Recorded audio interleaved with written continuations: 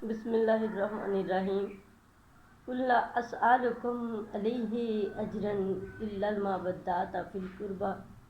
صدق اللہ العظیم. اس آیت پاک کا ترجمہ ہے: اے نبی فرما دو کہ میں اس کا اجر تم سے نہیں مانگتا مگر میرے قریبیوں سے محبت کرتے رہنا. آپ صلی اللہ علیہ وآلہ وسلم کے قریبی کون؟ حضرت ابو بکر صدیق رضی اللہ تعالیٰ عنہ، حضرت عمر فاروق رضی اللہ تعالیٰ عنہ، حضرت عثمان غنی رضی اللہ تعالیٰ عنہ، حضرت علی کرم اللہ وجہ الکریم علیہ السلام، حضرت سیدہ فاطمہ الزہرا علیہ السلام، حضرت امام حسن علیہ السلام، حضرت امام حسین علیہ السلام، یہ آپ صلی اللہ علیہ وآلہ وسلم کے قریبی. ہمیں چاہیے کہ ہم ان سے محبت کریں. جب تک ہم ان سب سے عقیدت اور محبت نہیں کریں گے ہمارا ایمان کامل نہیں ہو سکتا. ایک دفعہ آپ صلی اللہ علیہ وسلم نے فرمایا کہ میں حسین سے ہوں اور حسین مجھ سے ہے. جس نے مجھ سے محبت کی اس نے حسین سے محبت کی. جس نے مجھ سے بغض رکھا اس نے حسین سے بغض رکھا. آپ صلی اللہ علیہ وسلم نے فرمایا کہ میں نے حسین کو اپنا بیٹا دے کر پایا ہے. ہوا یوں کہ ایک مرتبہ آپ صلی اللہ علیہ وسلم دونوں بچوں کو اپنی گود میں لے کر بیٹھے ہوئے تھے. ایک گود میں ایک طرف حضرت ابراہیم علیہ السلام آپ کے لگتے جگر تھے اور دوسری طرف آپ کے لگتے جگر بیٹی حضرت فاطمہ الزہرا کے نور نظر تھے. آپ دونوں سے پیار فرما رہے تھے. اسی وقت حضرت جبریل امین حاضر ہوئے، اللہ تعالیٰ کا سلام پیش کیا اور عرض کی کہ یا رسول اللہ صلی اللہ علیہ وسلم، اللہ تعالیٰ کا حکم ہے کہ ان دونوں میں سے ایک ہمیں دے دو. حضرت محمد صلی اللہ علیہ وسلم نے فرمایا اے جبریل کل آنا، میں سوچ لوں. حضرت جبریل علیہ السلام واپس چلے گئے.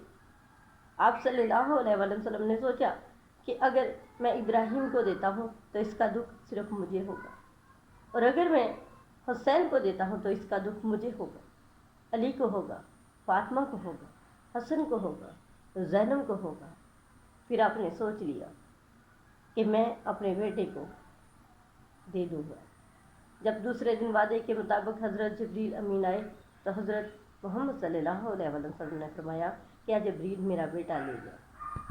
جب حضرت امام حسین علیہ السلام کی ولادت و سعادت ہوئی تو آپ صلی اللہ علیہ وآلہ وسلم نے اپنا لاب دہن حضرت امام حسین کے منہ میں ڈالا اور محبت کی اور کچھ دیر بعد رونے لگے.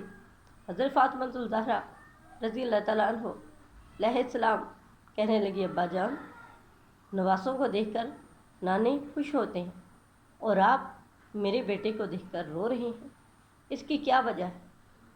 حضرت محمد صلی اللہ علیہ وسلم نے فرمایا کہ ابھی جبریل امین آیا تھا اور کربلا کی مٹی لا کر مجھے دے کر گیا ہے اور مجھے بتایا ہے کہ اس حسین نے میدان کربلا کی زمین پر شہید ہونا ہے.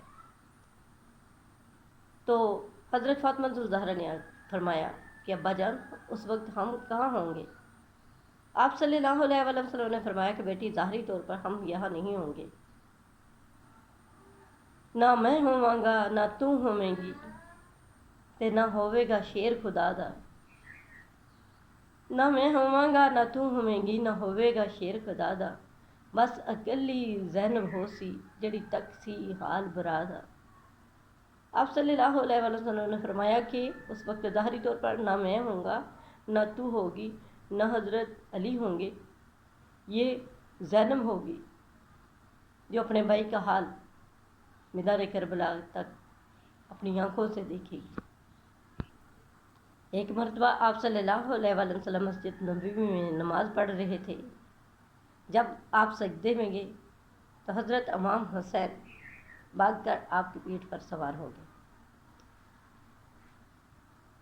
آپ نے نماز طویل کر دی اور 72 تکبیریں پڑھی. اپنی مرضی سے حضرت امام حسین پیٹھ سے اترے اور کھیلتے ہوئے چلے گئے. گھر گئے تو گھر جا کر گھر والوں کو بتایا۔ حضرت فاطمہ علیہ السلام سے کسی نے کہا کہ آج مسجد نبوی میں عجیب واقعہ ہوا کہ حضرت محمد صلی اللہ علیہ وآلہ وسلم آپ کی پیاری بابا جان نماز پڑھ رہے تھے کہ حضرت امام حسین آپ کی پیٹھ پر سوار ہو گئے۔ تو حضرت فاطمہ الزہرا نے اپنے بیٹے سے پوچھا کہ حسین، تمہیں نماز کا بھی لحاظ نہ کیا؟ تمہیں پتہ نہیں تھا کہ نانا جان نماز پڑھ رہے ہیں؟ حضرت امام حسین نے فرمایا کہ امی جان، یہ راز کی باتیں ہیں۔ کیا ہوا؟ نانا جان نے 72 تکبیریں پڑھی ہیں۔